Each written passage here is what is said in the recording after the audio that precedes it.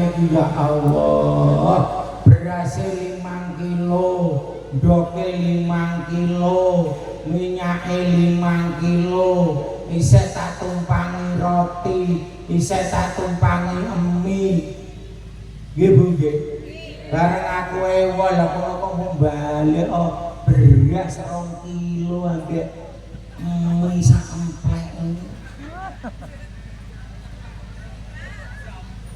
kira-kira nek jenengan anjenge peng bolak-balik tur anjenge akeh terus jenengane wong dibalik anjengan mosaiki jenengan kira-kira piye iki? Hah? Piye kira-kira? Oh, sapa patok iki. Aku nek anjing pirang-pirang kilo. Lha kono balik ya Allah. Bu, nek anjing kathah napa gedhe? Heh? Kathah? Kathah. Pak, jenengan nek anjingan ngoten kathah napa gedhe? Kathah. Dibalekno gedhe, kira-kira unine piye? Heh? Wah. Kok iso mentolongan? Aku anjingku sak mono tae, tuh dibalik sak mene. Kula jenengan perintah Kanjeng Nabi, fa iza da'aka fa ajibahu. Nek diundang padha dulur Islame, kula jenengan kedah ra. Diundang teko.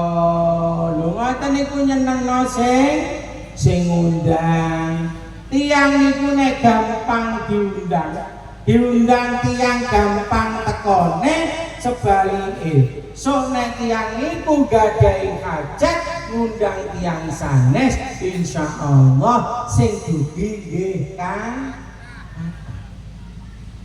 ana wong diundang kanggane lara tau teko alah ditenono deno wong kuwi sok nek ewah sepuh. Lah tanggane yo eling lah yo wong kowe diundang tanggane yo ora mangkat ora teko saiki kowe duwe gawe yo ora ngira ditekani tanggane mulane wa idza da'aka fa ajibahu yen diundang kalih tiyang mukmin sami muslime kula panjenengan udine ra hadirin salajengipun sing nomor 3 hakul tiang mukmin terhadap tiang mukmin wa idza stansohaka fansohu nek ana wong njaluk nasihat mongko kudu dinasihati contone painggi wae nuturi kula jenengan Bu Ibu niki wancine paceklik nek tuku pupur aja sing larang-larang nek bengesan yo aja sering-sering nggih ta nggih ngoten niku jari ibu-ibu yo bapak-bapak kita paling jenengan tuturi nek njaluk anggung yo saeneke lah jare Pak iki ora oleh pupuran akeh-akeh ora oleh bengesan nggih ta nggih kanten bapak-bapak niku bojone boten bengesan boten pupuran kandel-kandel boten napa-napa nggih. Biasane nek ngambung ping 5 sedina, saiki ngambunge ping 1 ae. Lah instruksi. Ngoten niku namine nasihat. Nasihat ingkang sae. Faidastan sosaka fansoh.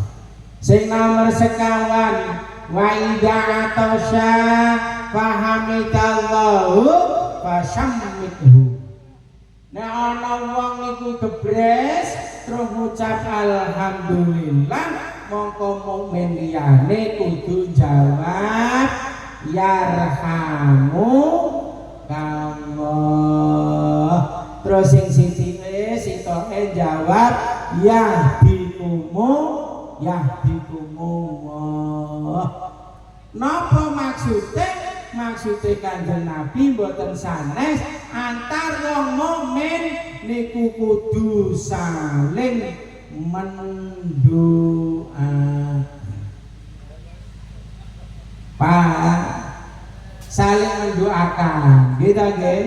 Nek enten tanggine pejah terus ditahlili ngantos 7 dinten. Teng mriki ngoten nggih. Ditahlili ngoten niku masyaallah. Hadirin para rawuh ingkang minulya dipun aturi tahlilan ngantos 7 dintenipun almarhum. Hal menika minangka undangan. Nggih, sami rawuh wektale mantun salat Isya. Tahlilan dimulai nembe Fatihah ngoten niku ya ana sing wis turu wis. Oh, antuk napa joan. Ya waca kulhu ya ora nyaut. Lah piye jeneng ngantuk. La ilaha illallah. La ilaha illallah ngantuk napa joan. Lho ngono ku wayah piring metu ya meneng. Enten ngoten. Yang mriki nggih enten ngoten niku. Tahlilan nek teko jog iki mapan nama joan ya terus kan. Ora apa-apa. Piring metu meleh. Lho kaya mambu lho lan iki kok iso. Enten apa enten? Alhamdulillah ngoten niku nggih mboten napa-napa. Sing penting derek taruh tahlil. Ya tapi aja ngantuk ancan. Ngesak kiyaine. Kiyaine kringete sak jagung-jagung, jamaah napa aja angan ngantuk wayah piring metu wonge. Ndi wong?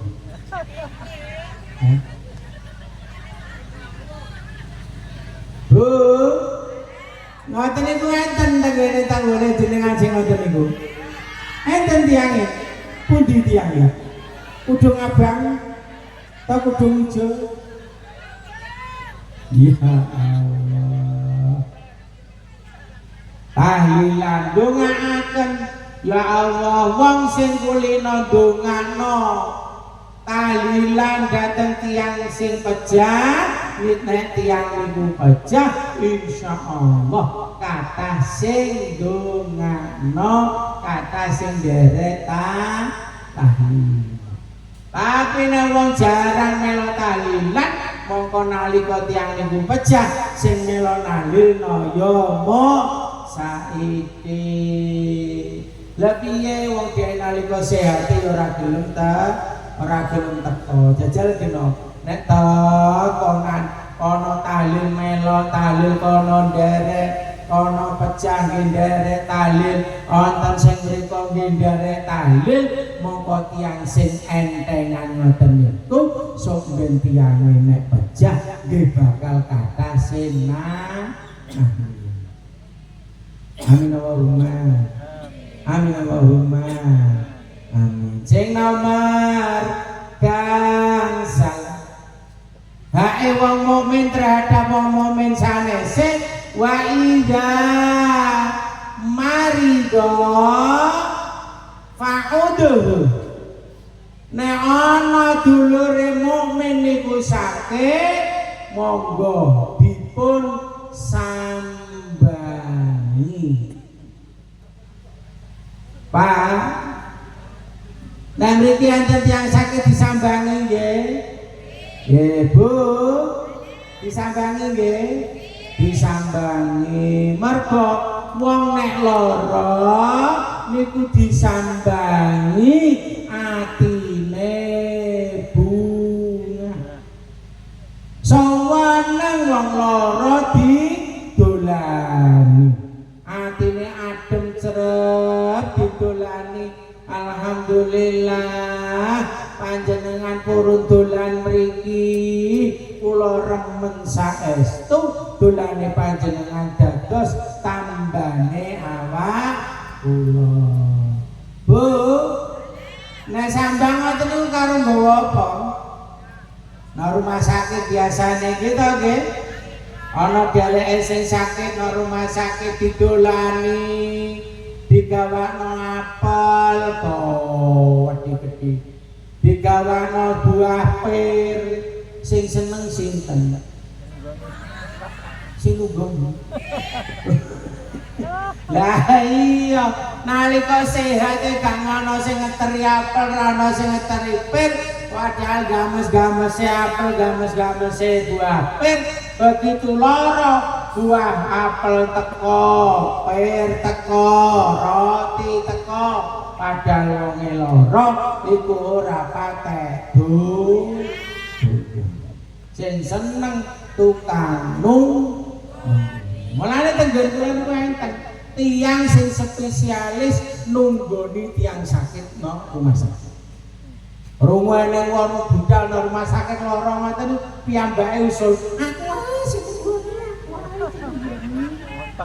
aku ae jenengan omah wae sibuk coba aku ra gawean dadi budal no rumah sakit nunggoni wong lara tibake oleh apa apel yo oleh pir yo oleh roti yo oleh alhamdulillah bejane wong sing enteng nalika kula jenengan sambang tiyang sakit kita dongaaken bodhe panjenengan sak menika sakit muga-muga enggal waras angsal tombo saking ngersane Gusti Allah. Pakde kula dongake jenengan enggal waras amin Allahumma. Ora kadang enten malah lho lek yen aneh lho kancaku melamongan loro iki padha sampeyan ngene saiki wis 40 dinane wis oh lha iya niku mboten ndongakno malah nyukurno. Dadi didongakno ingkang sae didongakno supaya panase mari, supaya sakite enggal mari. Bu, saged dongakno tiyang sakit. Sakit nggih?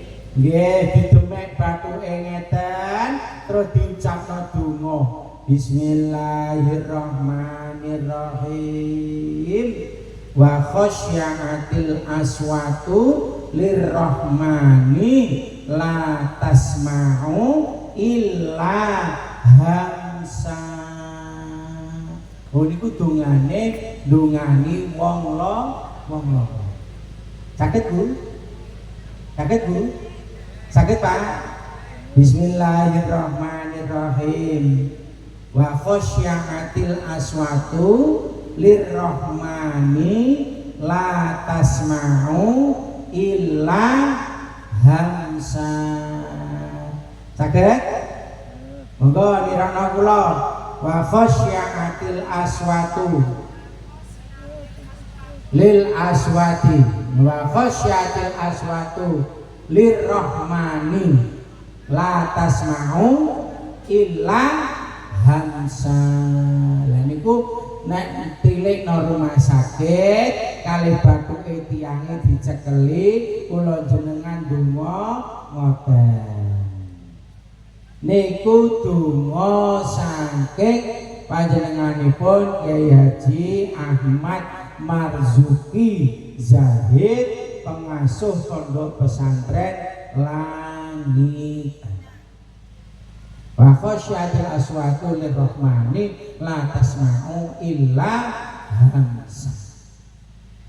Sakit Bu nggih. Dene kok sing lara niku bocah cilik paribasane jabang bayi awake panas nangis gak mari-mari niku nek dongani ngeten terutama ibu-ibu Bu didengerke nggih kirengke didemek bathuke ngeten terus nek donga ngeten Bismillahirrahmanirrahim iri-iri si jabang bayi bakale teko banyu peli mari teko ngersane Gusti la ilaha illallah Muhammadur Rasulullah. Lho ngoten. Itu mek bathuke ngeten. Malih iri-iri. Sakit Bu? Lho kok sedher guyu ki lho napa sih guyu? Hah? Dibaleni malih? Kula baleni tapi maksimal ping 3. Sebab saking guru kula panjenengan Kyai Haji Nur Hasan Kyai Haji Nur Salim Hasan niku nek mari kula nggih ngoten niku ping 3. Niki ijazah saking panjenenganipun Syekh Khalil Bangkalan. Pirsa nggih, Syekh Khalil Bangkalan. Nek dongane bayi sing nangis sing ngoten niku cah cilik nangis didemek bathuke ngoten niku. Bu, apa? Dereng. Mulai malih nggih. Bismillahirrahmanirrahim. Iri-iri si jabang bayi bakale teko banyu peli. Mari-mari teko ngersane Gusti la ilaha illallah Muhammadur Rasulullah. Duh, diwaos sing mantep niku nggih waras, Pak. Saged waras soalé niku ijazah saking wali sing namine Mbah Khalil Bang. Apal Bu? Derek, wis mbok eling-eling ki apa? Iku sing ngakak rohli mau to.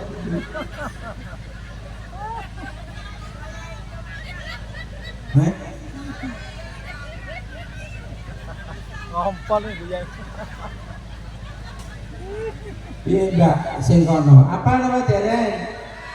Dereng?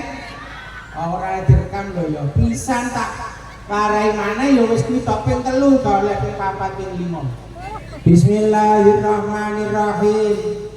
Iri-iri si jabang bayi bakale teko banyu peli. Mari teko ngersane Gusti la ilaha illallah Muhammadur Rasulullah.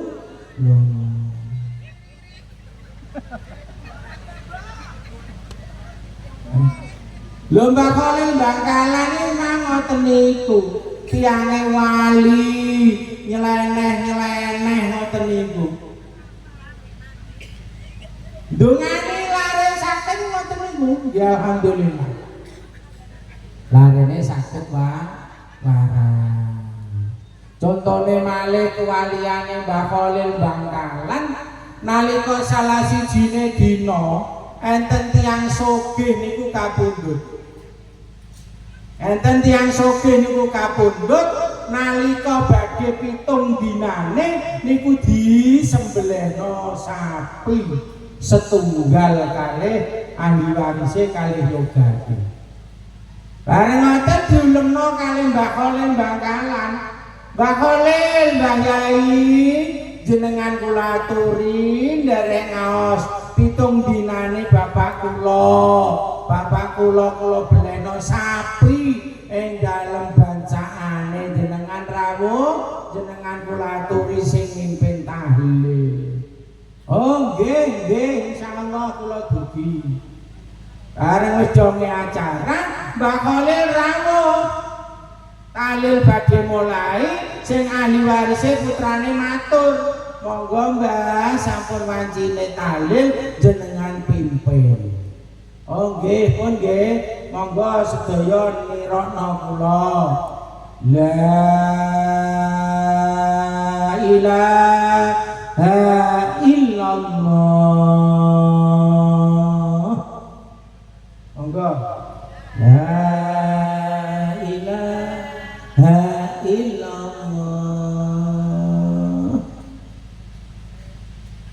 Ampun gimana yo ngono tok. Mbah Khalil kon mimpin tahlil kon muni la ilaha illallah. syukur ngono tok pisan ngono. Matur-matur to Mbah Khalil Pak Khalil jawab, wis tuan rumah nanti ditoko kabeh sugihane ndi jere mbeleh sapi nanti ditoko kabeh. Jere anake, "Mbah, mosok kok tahlil mo la ilaha illallah." Pisan kok, Mbah. Kebangetan iki padahal tak beli sapi lho, Mbah. Mosok kok la ilaha illallah pisan kok. Biasane tiang denggung tiang pagak niku nek tahlilan paling ora iku lune ping 40. La ilaha illallah ping 100. Mosok jenengan namung sepindah la ilaha illallah. Putrane matur ngoten Mbak Khalil jawab, "Le Kang, kowe nek ora ngandel tahlilku lafaz la ilaha illallah sepisan niku mau luwih gedhe nilaine ketimbang sapimu sing mbok bleh iku kowe nek ora ngandel ayo dibuktekno." Terus pundi Mbah carane buktekno? Kowe sak duwe sapi pira? Kula gadah tasik gadah kalih Mbah sapine. Pun kula beli setunggal asale 3, kula beli setunggal sakniki kantun kalih. Wis saiki ayo ditimbang. Sapi nang loro adahi keranjang, dirangket tampar, digolekno palangan. Tekeno ndodekeno dhuwur wit. Sing sitok keranjang kosong, kok aku tak nulis no godhong ora waribang. Tak tulise la ilaha illallah kok tak dekekno keranjang sing kosong iki. Nek sampe abot sapi 6 saking kertas saking godhong sing tak tulisi la ilaha illallah mongko sapi siji sing mbok bleh mau tak balekno tak ijo. Tapi nek sampe abot tulisanku no godhong iki sapi loro kok sampe jomplang berarti sapi loro tak pek tak bawa mulai. Piye setuju to ora? Nggih Bang, setuju. Ngono kowe apa Madura iki ngoten nika. Nggih ta nggih. Wis pokoke kalah menang nyeruduk wong Madura nggih. Nggih. Nggih, akhirnya dirangket sapi loro dirangket. Terus dikai palangan, dikai nondur wit sing kuat, terus ngene keranjang kosong, Mbah Khalil nulis no godhong la ilaha illallah, terus didekekno keranjang ngeten. Plek. Delalah ngersane Gusti Allah, sapi loro iki jomplang. Kalah abote karo godhong siji sing ditulisi la ilaha illallah. Sapi telu sing siji dibeleh dienggo bancaan, sing loro dienggo mantuk Yai Khalil. Amin Allahumma. Amin Allahumma. Molane nek bakale Mbak Khalil dongane niku mandi. Bu, kon apal wae. Dereng malih. Ayo mbok. Ora apal kasihan. Panjenengan kon apal? Dereng. Sampun nggih nek sing sampun ya diamalo yo Pak yo. Apa nek bojone jenengan ketokane kok awake panas. Ketoke bojone kok rada adem panas. Cekel bathuke Pak. Palek ngono. Terus wacakno donga maneh. Bu. Lah jenengan sing didongani bapake niku kira-kira piye, Bu? Alhamdulillah. Nang ayo Pak, nang ayo Pak. Aku aku wis waras Pak, mbok dongani Pak, mbok dongani mang lho Pak, aku wis waras. Lho, waras Pak, mbok dongani kaya ngono ki wong wedok ngiklik Pak. Ngiklik. Apa meneh mbok peleki tambahi 100.000. Nobatu ngene. Alah, ngaget warase. Bu, ngaget warase. Dipleki 100. Ya saweneng ngono ya. Oleh 100.000. Mulane kula jenengan niku antar wong mukmin nek enten sing sakit niku kudu disambangi ya Allah. Wong aja meneh kok sakit nggih ta nggih. Pindah omah ae lho. Ngaleh omah anyar lho disambangi. Niku wong ya eling. Nggih ta nggih. Eleng pindah omah sing anyar terus disambangi kancane didolani tanggane mbah omahe anyar wis digoni ge apan oh genane monggo pinarak guyon kono iku wae pindah omah metu ka omah apa budal kaji ya disambangi ya seneng napa malih metu ka omah pindah nang rumah sakit disanjangi tiange nggih seneng. Bu. Kula niku nggih gadah kanca nalika kelas sekawan madrasah MI niku larene sakit. Sakit nemen. Ngoten niku kula sak kelas tajak dolan tak gawak napa-apa ya sarimi ya apa-apa ngoten nika. Nang mriko ya disungguhi rena-rena jenenge cah cilik anggo sak suguhan kerupuk wonge sale bakulan kerupuk disuguhi kerupuk sak tampah ngono ya kerupuk sak tampah sedel krepet neh ditokno neh digoreng neh krepet neh entek neh dadi kenangane niku Kang kata alhamdulillah pas kula jago petinggi lu ngono kuwi kok ora melok aku mangkat.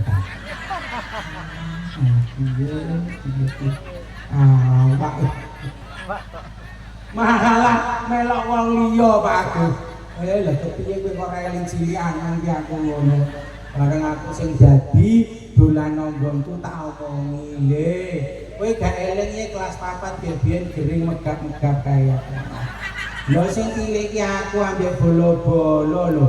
Lho kowe kok mentolo men aku jatuh kok mangkat ra melok aku kowe. Sepurane Pak Di, serban Pak Di, lha ngono ki lho. Bejel lho Pak. Gitu nggih. Lane wong ki ora kena ngono. Kadang lara nemen ditambah waras yo maneni sing nang. Aneh wong. Lho pundi wong. Mboten enten. Mboten wong. Hadirin para rawuh ingkang kita mulyakaken. Sing nomor 6 hake wong muslim terhadap wong muslim sanes yaiku nalika ana sing pejah wa idza mata fatbahu nek ana sing mati kula jenengan dikengken takziah napa Bu takziah teng musala utawa teng masjid diumumno inna lillahi wa inna ilaihi raji'un.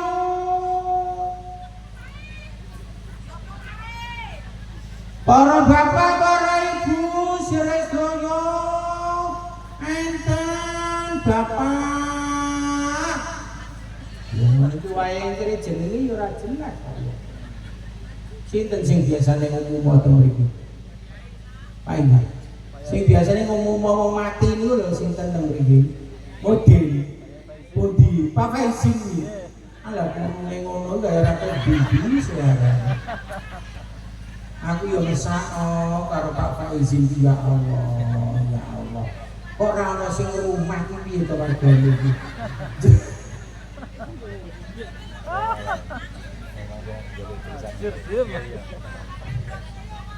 Kakek ndoko yo. Ndoke sapa? Tanggine kita takrib kita bajuri niku diterangaken nek kula jenengan gadahi ewoh akikah nek gadahi kegiatan akikah niku 1/3 daginge wedhus dikongkon menehno kiyaine. Lan kula niki lemu wae. Keluarga kula niku peduli kali kula, ngopeni kali kula. Digawe apa ae tiyang jebula mesti mboten lali kula. Mbora ketang rong cingkir repet napa sak panci to sak ember niku tiyang jebula mesti dugi ngen kula. Alhamdulillah. Mulane kula lemu lah nek Pak Faizi ya dikirim pecah. Ngeten ya. Kan sing wedok. Sing terlowomu ngono. Ya Allah Pak Faizi. Ah sing wedok gebres ngene coplok.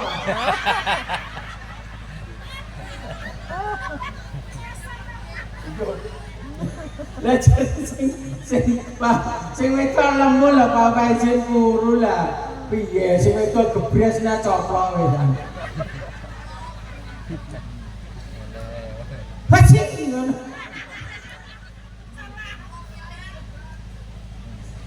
Sehat Pak Faizi nggih. Kurung dah Pak, sing penting sehat. Lho ngoten. Ngapunten kadang ngoten niku sing wedok sriwisen lan lambe kadang lho ya boten bojone Pak Faizi maksud kula. Kadang wong wedok bojo wedok iki nyelatu sing lanang iki masyaallah. Lha wong lanang priyayi niku turu ra megawe ra apa rene tur gondok pon.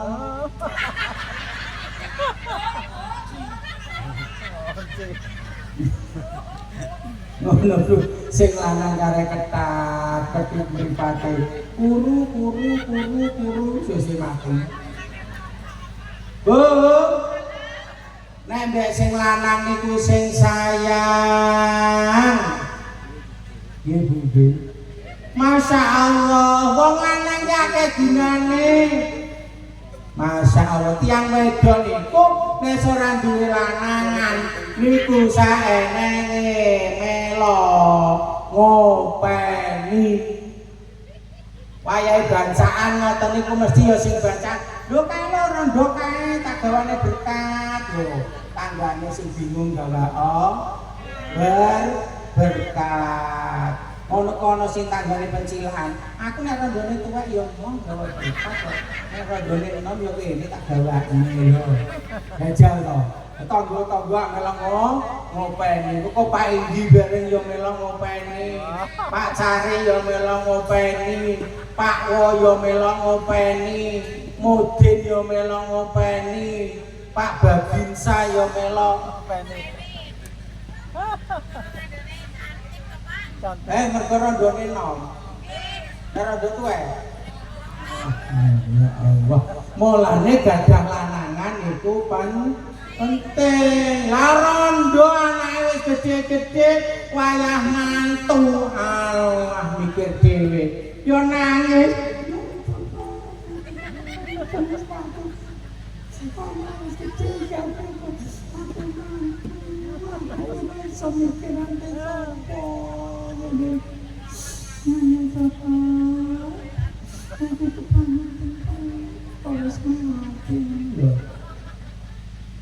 Nyeden awake mergo wis ra dilanangan apik ewa mantu. Mulane ayo ibu-ibu nek dituturi sing lanang nuruta.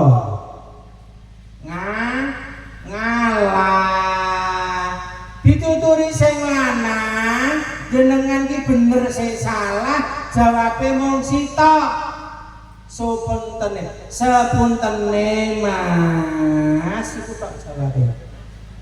Sepuntene ya. Sepuntene Pak. Omuni sepunten niku lho angel ya ora kabar. Hah? Lho tenan. Nyuwing kringing. Lah kena to.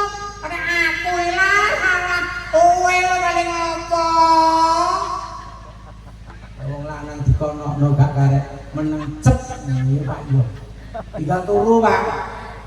Tinggal turu nek dipaetu sing wedok nang meneng ae. Tinggal turu kok mendhet-mendhet dhewe. Nggih ta nggih. Kok jenengan tangi kok ngomeng neh, turu neh. Hadirin para rawuh ingkang nomor 6 inggih menika nek enten dulur sing pejah kula jenengan monggo nderek takziah. Inna lillahi wa inna ilaihi raji'un. Sing sapa wonge kulino takziah nanggone wong sing pejah mongko wong iku nalika pejah ya kathah sing takziah. Kate ora kulino takziah ana wong kuwi mati alah-alah tanggane ya ora kaget. Nggih napa nggih? Lho nggih lha apa wong kuwi ora kagetan ane tanggane mati ora teko. Mati ya wis ben budang kebuyan dhewe kono. Ono sapa sing ping gotong kono. Mergo tiyange mboten kulino takziah. Pramila hadirin kula jenengan kedah memenuhi hak-hak tiyang mukmin antarane kula panjenengan sami-sami tiyang mukmin niku ayo dipenuhi. Miftahul jannah la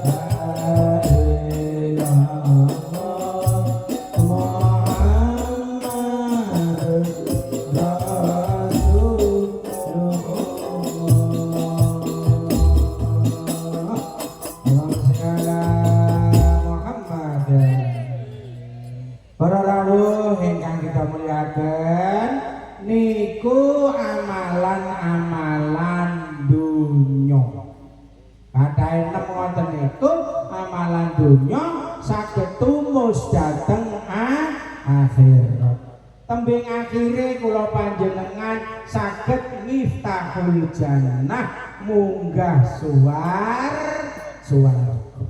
Sakmenika amalan-amalan akhirat. Napa amalan akhirat? Kula panjenengan didhawuhi dening para ulama, amalan akhirat paling boten wonten gangsal. Nomor sepindah amalan akhirat inggih menika adinu agama. Tiyang niku purun boten purun kedah gadahi agama. Khususnya agama Islam. Amalan agama Islam khususnya sholat. Bu, sholat nggih. Pak, sholat nggih. Sholat. Enten tiyang jawab ngeten, Pak, kula niku badhe sholat, tapi kula kok dereng khusyuk. Enten ngoten niku. Masih gak khusyuk, kula jenengan tetep wae sholat. Ngenteni khusyuk gak khusyuk Pak sholat niku. Pokoke khusyuk gak khusyuk, kula jenengan nggih kedah sholat. Imam Syafi'i niku kuburane teng Kairo, Mesir. Winginane kula ziarah teng mriko teng Kairo, Mesir, teng makome Imam Syafi'i. Imam Syafi'i niku nggadhahi adik namine Imam Ahmad. Anae Imam Ahmad niku boten nate makmum Imam Syafi'i. Imam Syafi'i niku gak penak atine, perasaane gak penak mergo dinggo dirasani karo wong-wong. Lah iya Ahmad iku lho, kok gak tau makmum kakake nek salat. Ahmad kok gak tau makmum Syafi'i, padahal Imam Syafi'i dadi imam besar no Masjid Kairo. Lho ngono adike kok gak gelem makmum. Akhirnya Imam Syafi'i pireng omongan sing ngoten niku, Imam Syafi'i matur dhateng ibuke. Assalamualaikum. Waalaikumsalam. Lha awakmu Cung Syafi'i? Nggih Bu. Ape ana apa Cung kok dungaren? Nggih Bu. Kula badhe matur dhateng panjenengan. Masyarakat niku lho sami omong ngeten. Lah iya antarane Ahmad karo Syafi'i iki ana masalah apa? Ahmad kok gak gelem makmum maring Imam Syafi'i. Nah terus piye Cung? Nyuwun tulung Bu, adik Ahmad iki jenengan sanjangi nek salat ken makmum kula. Ahmad adik Ahmad iku nek salat ken makmum dateng kula. Mungkin kajenge mboten enten omongan sing gak penak. Oh iya Cung, Ahmad tak omongane. Salah sijine dina Ahmad dipanggil, Ahmad rene Cung, dalem Bu. Nggih. Ngene ya Ahmad.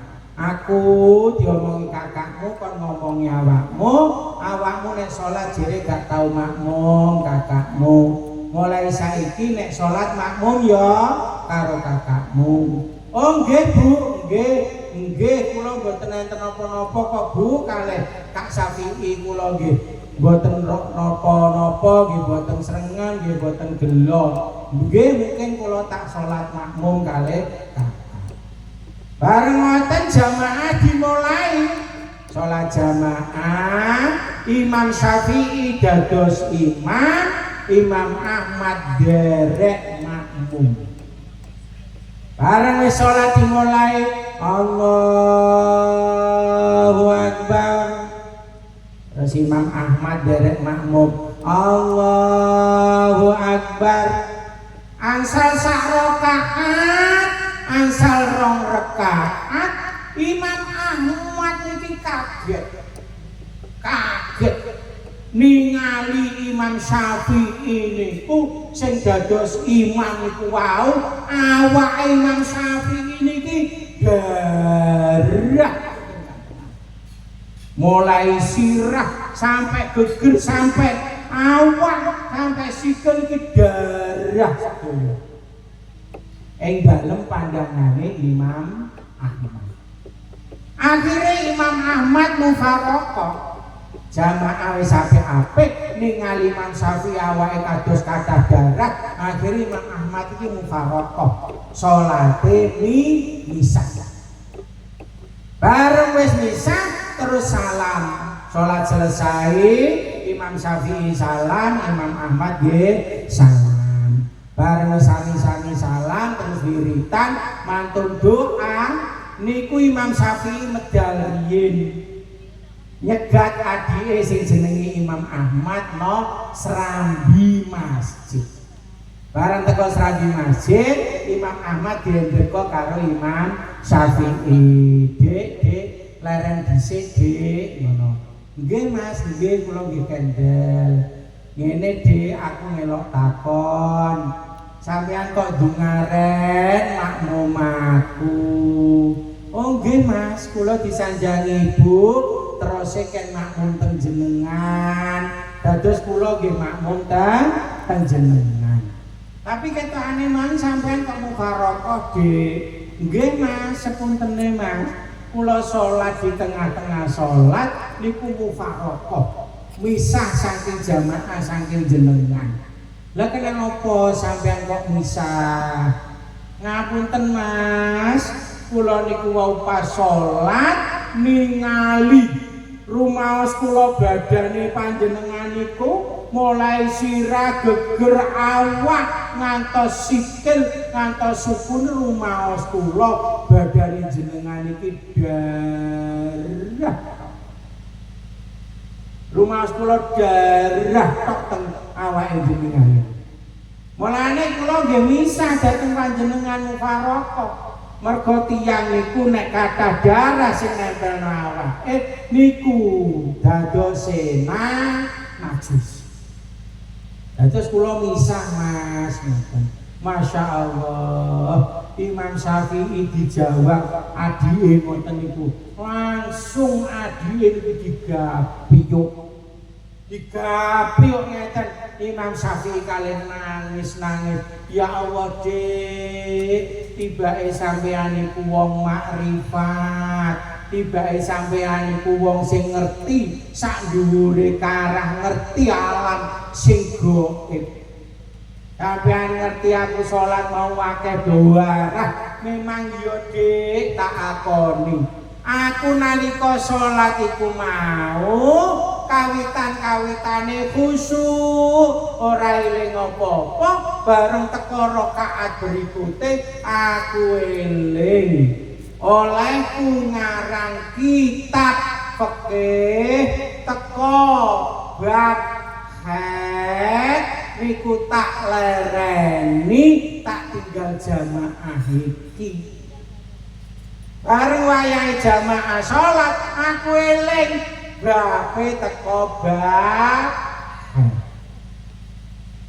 Dadi pikirane Imam Syafi'i pas salat ku mboten khusyuk, mikir bab haid. Lah haid niku lak darah. Nggih Bu nggih. Mulane ketok darah gak karo-karuan nanggone awake Imam Syafi'i. Kanggone wong sing makrifat yaiku adike sing jenenge Imam Ahmad. Dados Imam Syafi'i wae wis dadi imam mazhab niku wae salate yo urung khusyuk. Pak, sinten tiyang mriki sing salate khusyuk? Enten ta boten? Alah lagi takbir pertama ngene Allahu Akbar. Bismillahirrahmanirrahim. Kabira walhamdulillah katsira subhanallah wa ta'ala. Alah lek teko kono kulo eling. Alah sesuk aku pikir jagung. Saiki golek wong mergawe iki yo pinten Pak mriki ongkose tiyang mergawe? 120 Pak ngedosno jebul. Nggih sore mengaku bayar. Hah? Ya Allah, saiki wong mergawi yo larang ora kaprah. Allahu Akbar ruku. Subhanallah. Sesuk tak ciri bibit gunaan wae sedikit badak wae. Sami Allahu liman hamidah. Tapi bibit sak badak iki ora tahan lancorne saiki bibit. Akeh penyakit. Allahu Akbar sujud. Wes ra apa-apa koyo disemprot wong jenenge tanduran. Allahu Akbar. Eling ijir jago. Nek jenengan makmum kalih imam sing imame eling icirane jagung, kira-kira imame niki berubah dadi jagung. Pak Faizi dadi napa? Nek Pak Indi paribasane dadi imam, pilingane Pak Indi duwe ayo Bu ya.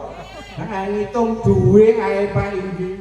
Bareng wis ninggal duwe hitungane ditinggal tinggal salat.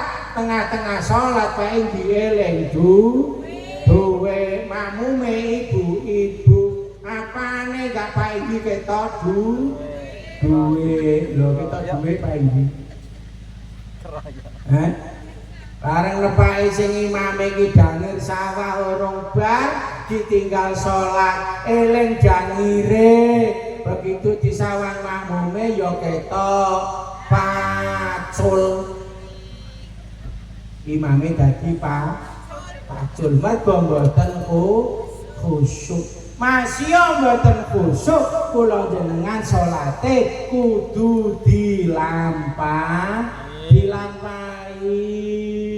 gitu nggih aja kok ditinggal soalé salat niku patokan utama sing ditangletke sombeno akhirat niku salat wong sing salate sae insyaallah amal liyane derek sae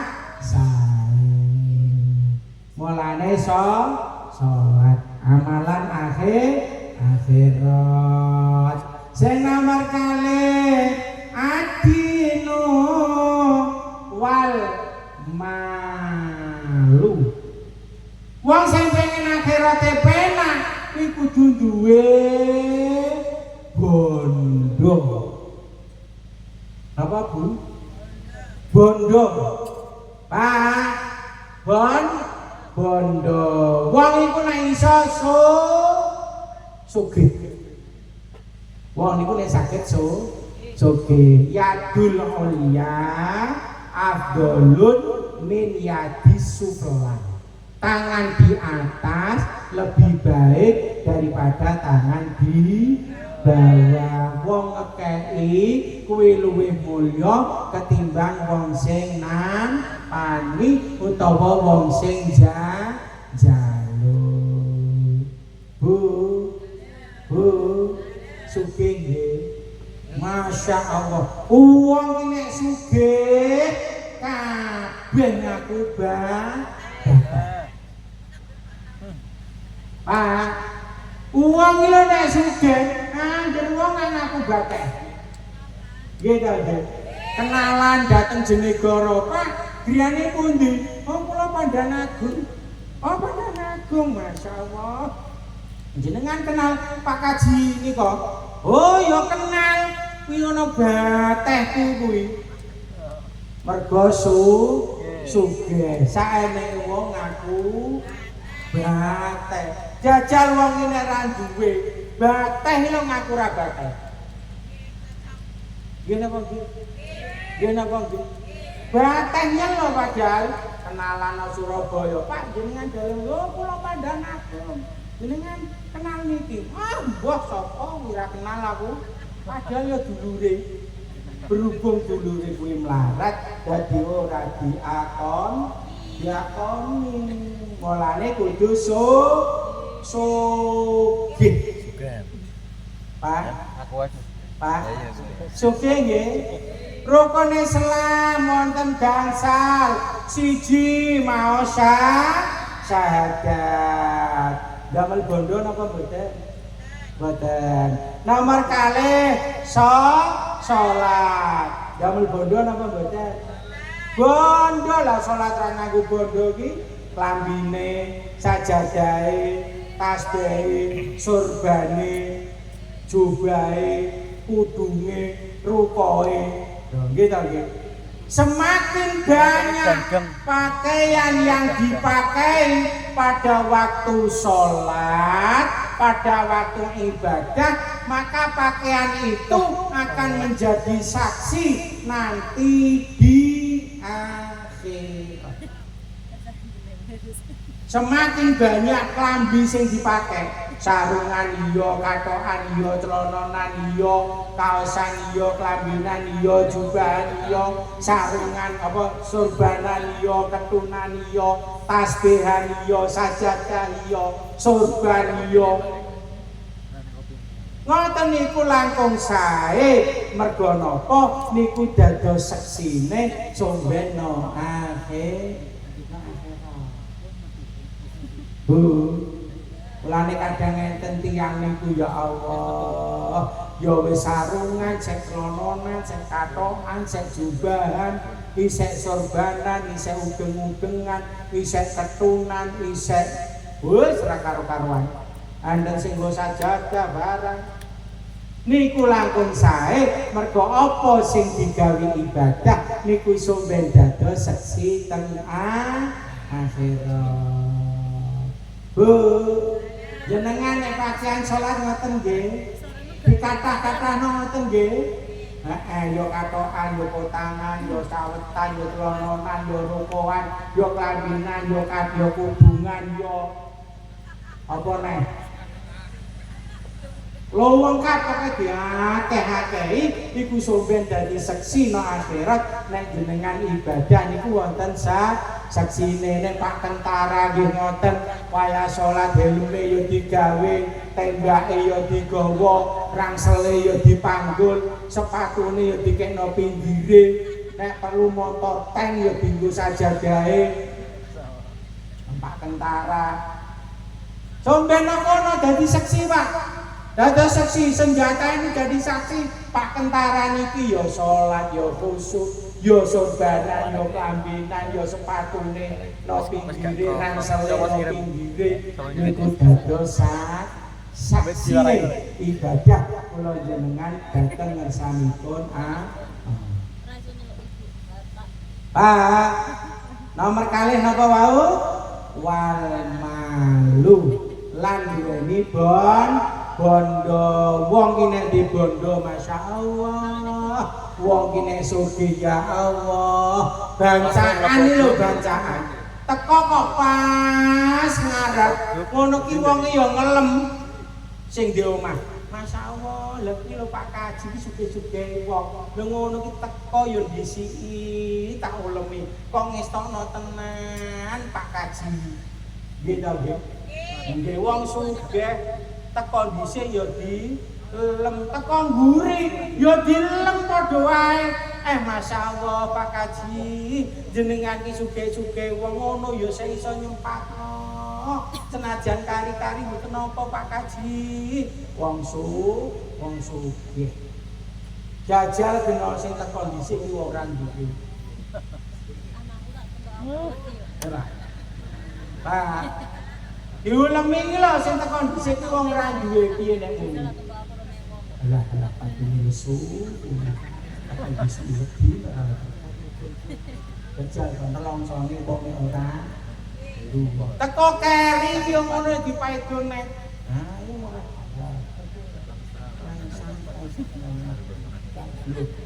Nasibe wong ora duwe. Mulane monggo ayo mergawe sing sregep mergawe temenanan panjenengan kula aturi ora ana wong sugih tanpa mergawe ora ana wong pinter tanpa belajar. Ana ayo mergawe nggih Pak nggih Pak Enggi ini siap membuka lapangan pekerjaan untuk warga kita sedesa Pandanagung. Wis to, anggere panen kene dituku kene, dituku kene. Geumatoe sak Pandanagung ayo suwe-suwe padha sugih. Ya Pak Enggi yo. To padha entek. Wal malu sing nomor kali, sing nomor 3 wal haya'u. Wong iku kudu duwe rasa malu, isin. Duwe rasa isin, masyaallah. Wong kuwi ngono ora panggonanku, kok aku lungguhno kono ku saru. Akhire wonge gak sida lungguhno kono. Jenenge muktadol hal, menempatkan sesuatu pada tempatnya, namanya muktadol hal, namanya kayak duwe wirang. Nek encen pancen derajate kuwi kiai kok wayah bancaan tuan rumah wis gelar karpet dikhususno Pak Yai ne. Yo Pak Yai ne nang manggon kono. Ora kok malah suwangi tuan rumah wis nganggo karpet gelar karpet, Pak Yai ne malah ora gelem manggono kono. Akhire makmume yo malah gak gelem manggon pindho. Gina Bang.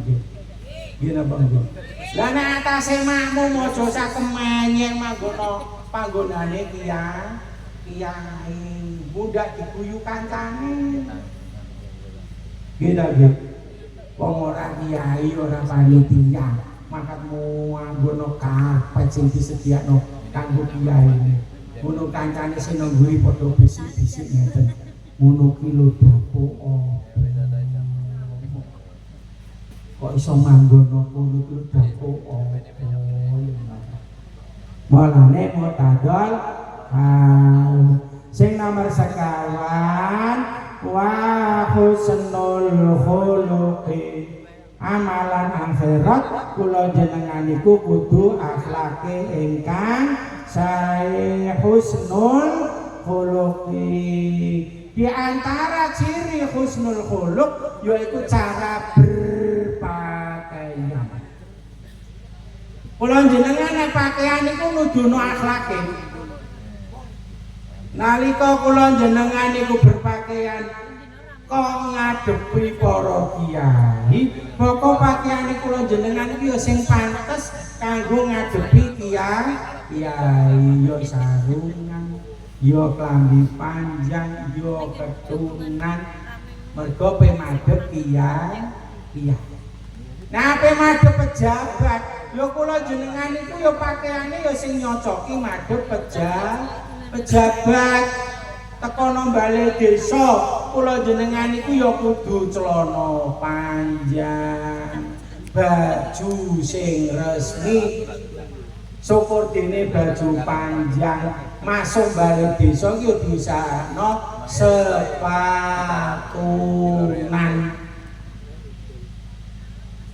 Ayo. Tiang mriki nek ana bali desa ngono ya sandalan atau sepatunan. Sandalan. Ya Allah. Ngoten iku namine mboten akhlakul karimah. Nek Pak Enggine ya ora pengen ngelono rakyate, ya ora pengen wong Pak Enggi. Pamong kadang eneng sing rada tega ngelokno ya kadang sing ana. Kadang ya ora tega pamong ngelokno mlebu bali desa kok sandalan japit.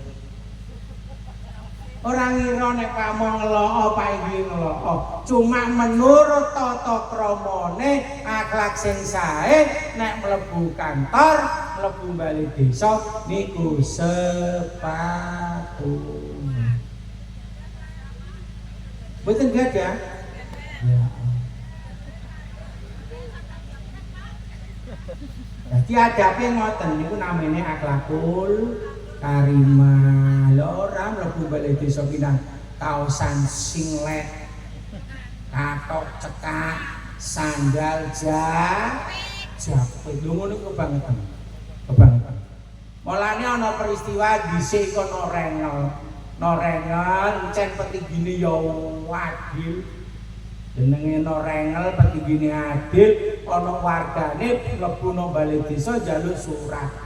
Njaluk surat nang Pak Inggi mlebu kantor, mlebu ruangane Pak Inggi. Wonge kaosan sing lecaos oblong, sandalan jepit, katokan cekak sak menten. Karo Pak Inggi ora dilayani. Pak Inggi dawuh sepurane Mas, sampean sesuk rene neh, celononan sing apik, kelambinan sing apik, sepatunan kok tak gawekno surat. Nek cara akhlak iku ya bener Pak Inggi nggih to nggih. Tapi karena memang warga niku wonge anggak tur mlete, metu kok bali desa terus sumbar. Titenono sombe nek wae pilihan aku pemelok jago ngalahno kowe ngono dikono. Ya Allah. Akhire tarung nang gone pilkades. Alhamdulillah menang mantap. Wong sing pleta-plete mang entek dunyane. Ayo diko oyah-oyahan karo botoke kan. Nggih Pak nggih. Botok ki yo nyawang wong to Pak. Lah nek kirane petinggine ora kena di nggo panutan yo ora ngarah dipilih to yo Pak yo. Ha dene duwe yo kene dhewe tak duwe. Kok tak dum sto beres-beres menang kowe. Nek mrai omah wae menang. Halah. Lambene botok timbul.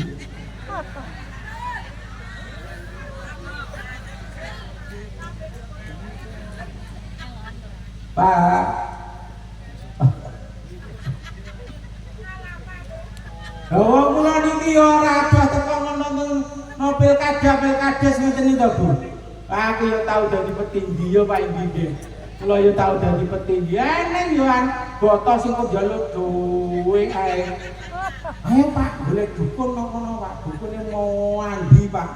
Golek dukun. Pak Gune yo njaluk sangu lan kuwi. Walane akhlakul karimah niku kedah didamel. Lah nek kula jenengan paribasane kok ape ngadepi wong mergawe, wong no sawah macul paribasane, tong rakal, tawa tandur, utawa ngadepi tukang. Kula jenengan ya ora usah pakaian sarungan ngeten iki ya, ora usah klambi panjang, ora usah ketonan. Wong ape ngadepi wong mergawe no sawah ya cukup sandal jepit paribasane. Nek perlu ya ora usah sandalan, ya katokan cekak kaos oblong ngono wae, ambek nggawa kiriman tak cape laken ngono kae budal no sawah sing diadepi wong mergawe. Pantes napa pantes? Pantes napa pantes? Bu, lah nek jenengan omah bengi-bengi pengen ngadepi bapake sing apik iki pakaiane napa? Daster. Lah nek pengen ngadepi bapake sing apik ora usah nganggo pakaian. Lho nggih cocok Pak. Cocok Pak nggih. Lah kangelane bapake kok. Ora usah kok dasteran ae. Kangelane nyoplok bapake. Lah ngoten niku bisa apa sarung Pak bojo pemetuki bojone ambek ora pakaian. Ya ora iki sing paling apik sih. Ambek ngodot sarunge Pak Anilaan Pak aku tak mlebu sarunge Pak. Aku tak mlebu sarunge Pak. Ramot. Ya saking gedhe iki. Sing lanang lemu, sing wedok lemu.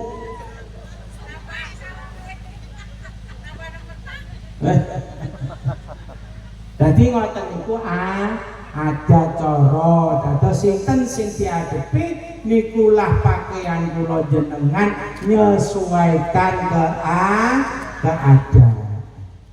Hadirin para rawuh akhlak ingkang mulya. Ingkang terakhir amalan akhirat inggih menika wasakhiyu dadi wong sing luman. Napa Pak? Luman nggih.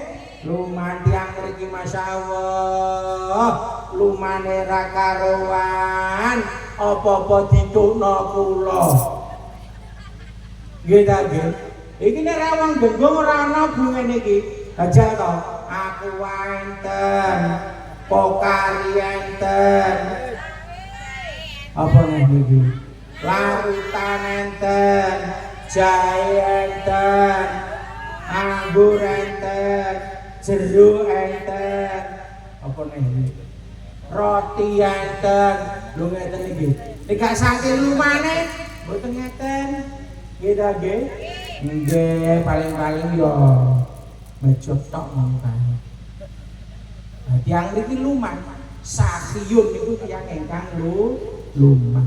Wong sing luman niku disenengi kalih Gusti Allah, disenengi makhluk, disenengi manungsa, diadekno swarga, adohna neraka. Sebalike wong iku nek medhit ora disenengi Allah, ora disenengi makhluk, ora disenengi manungsa, ora dicedhakno swarga, adoh saking swarga, cedhak maring neraka. Na'udzubillahi min dzalik. Mulane ayo sing luman. Nek duwe rokok, kancane yo diparingi rokok. Ayo ndak rokok ndak, rokokan jedal jedil. Ora kadang sing digawa ki mok korekan. Nang ndi iki mung sae korekan. Enten ngoten niku. La ilaha illallah. Korekan andalane. Angger kumpul-kumpul ki lho ndak nggawa korekan akhirane rokoke. Lah sing digawa kok korekan rokoke ora. Mulane tiyang niku nek medhit niku kathah tiyang ingkang boten seneng, tapi sebalike tiyang niku nek luman insyaallah kathah kancane. Amin Allahumma. Amin Allahumma. Amin.